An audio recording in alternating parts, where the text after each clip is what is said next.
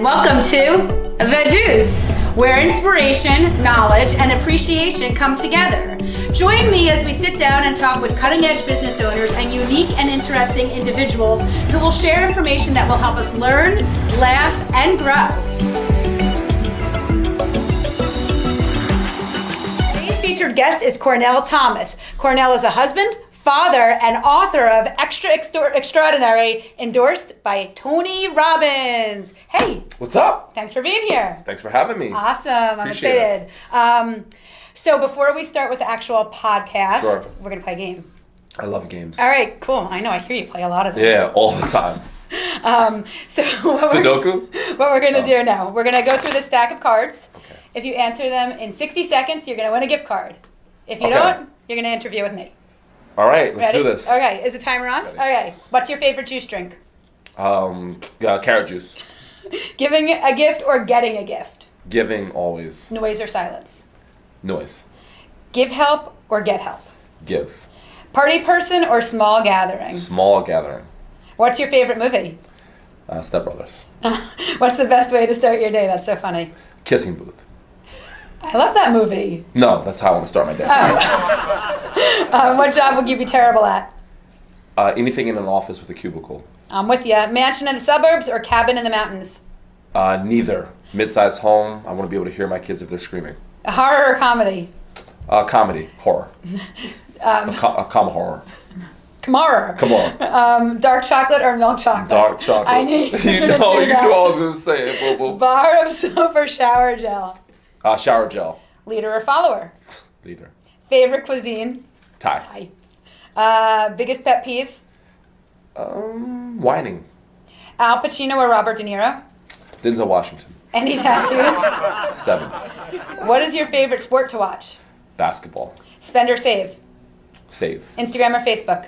Gram. Favorite color? Blue. Quality of life or quantity of life? Quality. Outgoing or shy? Outgoing. Tent or RV?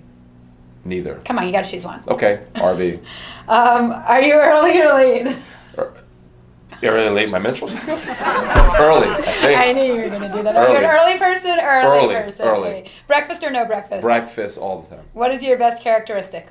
My smile, I'd say. Okay. And my Credit eyes. card or cash? And my eyes, and my Cash. lips, and my Cash. ears. All of it. Cash. Cold or hot? Cold. Awesome. You won. Oh my gosh. I want to thank my You're such a mom winner. and the people at the academy. Yes. Amazon. All right. I can't wait. I'm like, I'm going to get a chia pet. Chia pet. Yeah. So random. Bring them back. Okay.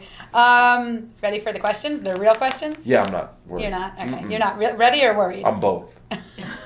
I understand that Tony Robbins not only endorsed your book, he also wrote the foreword to it. Very exciting. I love Tony Robbins. How'd that happen? Well, he didn't write the forward. Oh. But he wrote me a testimonial. He wrote your testimonial. Yeah. Even better. Yeah, so that happened because when I first started doing like quotes and all that stuff, I sent him a quote every single day. So about 4 months went by, and then my phone started lighting up like a Christmas tree. And I was like, people really like me today. And it's because he retweeted one of my quotes. Oh, that's awesome. So he started retweeting my quotes like every couple months. And then a friend of mine paid for me to go to one of his events. And at the event, I raised my hand, he called him, and we had a conversation. And afterwards I said, I went to your event to see who you are as a speaker. Because someone told me he was the best speaker like in the world. I'm like, well, I speak, so you're trying to say he's better than me. So that's some bullshit. And so I went there, and then I talked to him. I said, I want you to write the foreword to my book. And so a year went by. He was doing filming I'm Not Your Guru. So a year went by, and it's a whole long story. But at the end of the day, I was up at 3:30 in the morning. He was up at 3:30 in the morning. And the person who was his liaison was going back and forth. And then he wrote me that great That's endorsement. amazing. Yeah. This book is amazing. Check it out. It's my son. My son's on the front cover. Oh, that's so cute. I literally threw him in the air. And there you are. We didn't catch him. And I Am Not Your Guru is also amazing. Tony Robbins. Check that out too. Yep. What gets you up in the morning? What's your big why? Besides my daughter and her feet, because she's 3 and she decides to put her foot in my mouth when she's trying to climb in our bed. Besides her, just my purpose gets me up. And what's your purpose? Helping as many people as possible before my light goes out. That is my purpose, helping other people. How amazing is that? Yep. So that's what gets me up. Okay, so this is going to be a little long, so let me get it out. Sure. You're currently a coach, author, and motivational speaker. However, many years ago, you were on track to become a professional basketball player until an injury sidetracked you. How did you mentally recover from the injury and shift your mindset to allow you to open yourself up to new career opportunities?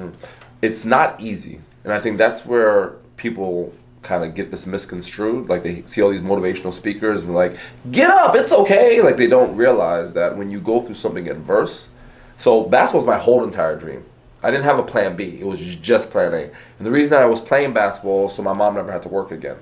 So my purpose was true. It wasn't I want to be famous or whatever. It's because of my mom. My mom raised 5 of us by herself with no money. So when I got injured, people always ask me like, how long did it take you to get over it?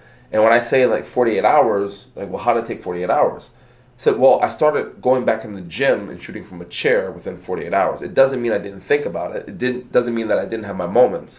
But I knew that I had to move on or it was going to consume me. So that's how long it took me. And sometimes it takes you different periods of time. It might take you a year. It might take people 3 months. You have to mourn it and grieve it because that's what humans do. But you also have to understand that there's something ahead of that adversity. Once the adversity happens, it's already over. Right? If I go outside, my tire's flat, it's done. Like my tire's flat. So either I can cry about my flat tire or I can figure out how I can get it fixed. I think that's such a good point because when motivational speakers or influencers are saying things, they're saying, go do it, you got this, it's yours, just take it. But what's the steps in between? And I think you hit on a few of them because, just your average everyday person doesn't have that inside of them yet. They haven't tapped into it, and that's what they need help with. So great answer. This is along the same lines. When you're in a slump, professionally or personally, what are some actual things you do to get out of it? Okay, if I'm in a slump professionally, all that means is I'm not speaking 5 times in a month. I might be speaking 1 time in a month. I just get on my grind. That's it. So if I want to speak 100 times, it's on me. I don't have a PR person. I don't have a publicist. I never have. And probably, I'm not sure if I ever will because I know how to do this myself. So I just kind of figure out, okay, well, where can I speak? What can I do? And then I just make that happen. I think a lot of times when we're in a slump or something's wrong with us, we just cocoon up, right? Or we stay in the fetal position and we just like, I wish this would stop. The storm's gonna pass, but you can help that storm by putting action behind it. So I just put action behind it. My mom was like worked 3 jobs since I was little. So like that work ethic is already ingrained in me. So I don't know how to just sit down and do nothing. And how about personally? Like if something happens to you, you'll take action, but will be some steps you take. Do you meditate? Do you go for a walk? Do you play basketball? Like I get into an argument, like me and you, we're best friends now. We're not arguing. So like we would never. But if you like upset with me, I'm a very like let's talk about a person. I'm not passive aggressive at all. If there's an issue, let's talk about it. Like I've had people that have unfollowed me on Facebook because maybe something I posted or something I said, and it is what it is. There's billions of people on the planet, right? So like if you don't like my message, you don't like me being myself, I'm not going to try to chase you. I don't chase people. Right. It's just, it is what it is. Now, if I wrong you, then I'm going to come up to you and say, I'm sorry, what did I do? Let's talk about it. So you like to attack the things head on. Yeah, but not attack people because that's illegal. Is it? Well, depending on, okay. What are some of your favorite wellness tips or regimens that you can share with the viewers? Work out because it's important. And it's not just important for your health, it's important for your mind. And working out doesn't mean going to a gym where they put chains around their necks and do a gazillion pull-ups because everybody starts different. But just do some type of activity. Like just get out and walk. Do something. I think we get into that game of comparison and we see all these like CrossFit people and all these other people and they're all super in shape. They have a 19-pack. They have abs on their neck. And we're like, man, how am I going to get to that 19-pack with the abs on my neck? You don't need abs on your neck. That's crazy. But you can walk around your block, walk your dog, do something. So I think it starts with a step. So just start taking steps towards it so you can live a longer life. And you feel the energy flowing through you and everything changes. It's so good. Tell us a little bit about your career. Okay, so my speaking career started in 2012. And it started because I was on Facebook one day and I was reading my timeline, probably because I wanted to be depressed. And I just saw all this negativity. And I said, well, I want to try to change it. So I had a book of positive quotes, and I was taking the quotes out of the book and putting them on my timeline. And even the drama bombs, even the people that are always, negative, they start to like it. And then one day I woke up, and I couldn't find the book, so I wrote my own quote. So then people like that too. So I was like, well, screw the book. I'm just going to write my own quote. So every day I started writing my own quote, and a buddy of mine said, you should write a blog. And I said, that's cool. What the hell is a blog? Because I had no idea what it was. And he set up a blog site, and then I started writing a blog, and then people from Vietnam and Germany were reading my blogs. I was like, I'm just some kid from New Jersey, and all these people are liking my blog. So I was like, okay, I want to go speak. I want to write a book. And they're like, how are you going to do that? I was like, I'm going to ask Google. And I asked her, because Google's a girl, and Google's like, yeah, this is what you do. So I did it. And that's all it is. People are like, man, how'd you get into speaking? It's like, I just said that I wanted to do it. So I just figured out how to do it, and I went and did it. I think we spend our whole entire lives thinking about, well, how? And we just sit there thinking how instead of like taking action to figure out, okay, what do we do?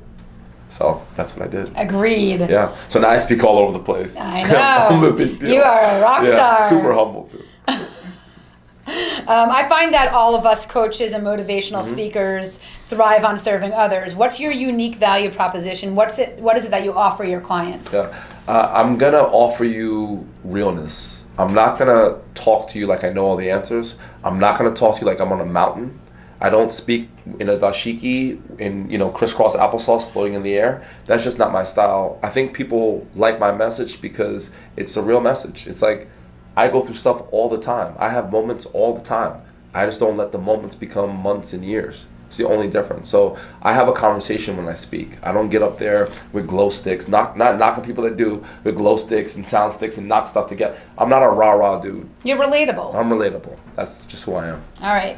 If you could give your former self one piece of advice that you wish you knew then, what would it be? It depends on the former self, because if I was in high school, I would say listen more. Anything after high school, I wouldn't say a thing.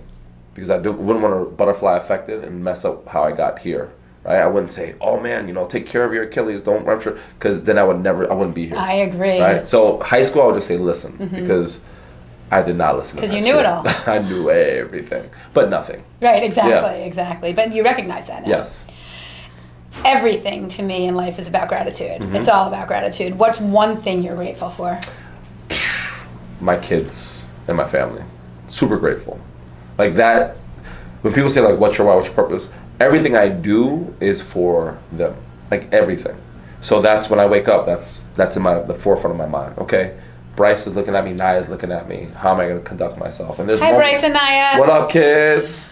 There's times where like you're driving and like someone cuts you off, or like you're having a conversation and it's like, fairly aggressive, and you're just looking, you're like, okay, my kids are watching. Like you have eyes on me now. Totally. You know what I mean? Absolutely. Yeah. I had someone come up to my house the other day and I was annoyed. I was like, why are they here? They're like going door to door. Yeah. And I started, and then my daughter was next to me. I'm like, that's not what I want to show her. So absolutely, I get that. I think I know the answer to this based on this conversation, but who has been the biggest influence in your life and why? Mama Dukes. Hi, Mama Dukes. Tina Thomas. That's my girl. When people say, like, I get offered to go to women's events a lot, and my guys that are speakers like, well, how are you going to all these women's events? I was like, because I talk about my mom 75% of the time. And if it's not directly about her, it's just the values that she instilled in us, and just her work ethic and gratitude and all these things and just like not quitting. It would have been very easy for my mom to just quit and say, you know what? I can't raise these 5 kids. One of my brothers is autistic, and it's like there's so much stuff that she had to go through. And even now when I tell her, I'm like, Mom, do you realize what you've done? Like, do you realize the impact you've had on our lives? She's like, oh, baby boy, it's nothing. Like, she just blows it off. So my mom is like, that is why I'm. She's the pinnacle. She's the pinnacle. She sounds pretty amazing. You'll meet her one day. Cool. She's 5'2.25". Oh, no way. Yeah, but she'll still beat me up. What are some of your favorite books, podcasts, or tools that have supported you on your journey besides my podcast and your podcast? I was going to say your podcast is my favorite. I would say there's a book that I read. It's a really small book. It's called How to Be Interesting by Jessica Hagee. I thought it was a pretty cool book. We'll post that for you later. Yeah, I thought it was a pretty cool book because there's like little graphs and stuff. I think a lot of the books are like this. I don't want to read a self-development book like this. And I talk about self-development. Right. Like, that's just not what I want to do. So I think that book is really good. Outliers is probably one of my favorite books by Malcolm Gladwell. Yep. I've read every single one of his books. It's a good book. Just because his mind thinks differently. Yeah, and anybody absolutely. that thinks differently than the norm, those are people that I like to read and get their thoughts on. So I think Outliers, How to Be Interesting, those are 2 of my favorite books. And a podcast? Oh, and podcast, I would say outside of yours and mine, I don't know. There's like... There are none. Oh, Revolutionist History. Okay. By Malcolm Gladwell. That's Okay, another one. okay. And I want to say for my favorite book out of those two is All the Places You'll Go by Dr. Seuss. I It's my love favorite that of all time. book. Yeah, I Favorite love that book. That's such a great book. What is the best way for the viewers to contact you? You can let the viewers know. Okay, viewers, hi. Hello, viewers. It's Cornell, having a great eyebrow day. If you want to contact me, Cornell Thomas 34 is my Instagram, and then Cornell Thomas across any other channel. I think people get surprised when they reach out to me that I contact them right back. I do too, and people Yeah. are always surprised. They're I like, love "What?" it. They're like, you responded? Yeah. I'm like, yeah, why not? So the same way you contact PC and she hits you back, I will contact you right back. I answer questions all the time, so please feel free. Awesome. Okay. There are a few more questions. Sure. Is there anything I should have asked you that I didn't? No, these No? questions have been amazing. Okay. And these videos are all about sharing. What is your number one tip for the viewers to live their best lives? Be grateful. And Be grateful. Not just grateful for your car or your house. Be grateful for your breath. Mm-hmm. Right? Unless it's bad. But no, seriously, when you wake up in the morning, that is a W. And I think that's what people don't understand. Like, people are like, oh my gosh, that's such a bad day. You did. Okay, I get it. I understand that. I've had those too. But waking up is the first win. Yep. So if you get up, realize there's tens of thousands of people all over the world that didn't do what you just did. So every day we wake up, it's like winning the lottery, right? So today you're seeing this, you won the lottery. So despite your boss being a jerk or your kids throwing up all over somebody, you're still alive. And if you're alive, you can fix the situation that you're in. So I'd say that's my best advice for everybody. Love that. That's just realize awesome. you're awake. You haven't had any juice. Oh, Take a sip. I would love to take a Cheers. sip. Cheers. Cheers. To 1938.